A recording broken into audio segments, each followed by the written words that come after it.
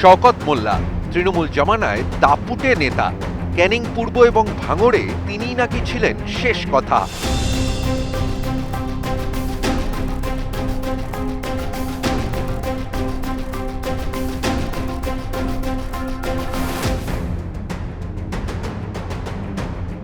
বিস্ফোরণ মামলায় সম্প্রতি তাকে গ্রেফতার করে এনআইএ। গ্রেফতার হতেই প্রকাশ্যে শওকতের একের পর এক কীর্তি। সামনে এলো গণধর্ষণের মতো গুরুতর অভিযোগ।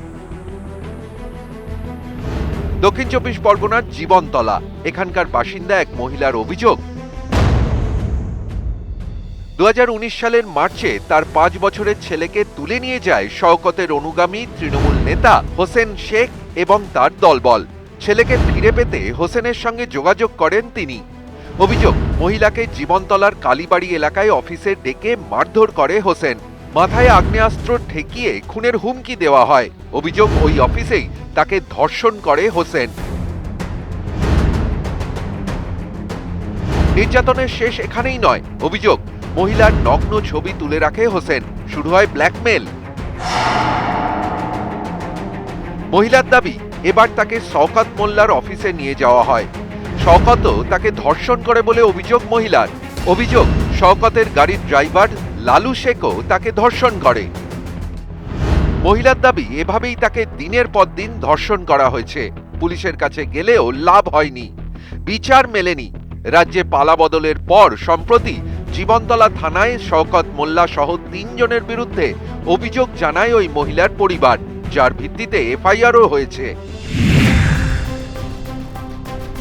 এর মধ্যে আইপিসি ৩৭৬ ডি ধারায় গণধর্ষণ, ৩৬৩ ধারায় অপহরণের মতো গুরুতর অভিযোগ রয়েছে। এছাড়াও বেআইনিভাবে অস্ত্র মজুত ও ব্যবহারের অভিযোগেও মামলা করা হয়েছে।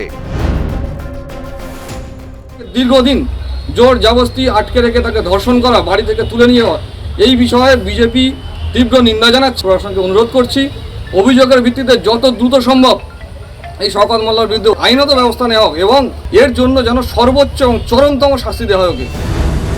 দুষ্কর্মে শওকতের শরিক হোসেন।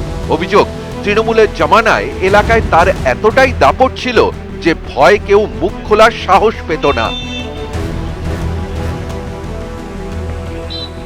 জ্বালায় আমরা মেয়ে ছেলে ফুলে কেউ থাকতে পারেন কেন? বাড়ি থেকে তুলে নিয়ে যে ন্যাংটো করে পিটবে বেল্লাস কাদের? আমাদের এরকম শাসন। এমনি কেস করতে গেলে আমাদের ফেরে আনতো মাত্র কেন কেস হবে না। শওকত মোল্লা নাকি ডান হাত? মোল্লার ডান হাত বাঁ। দক্ষিণ ২৪ পরগনা থেকে অনুপ বিশ্বাস, নিউজ ১৮ বাংলা।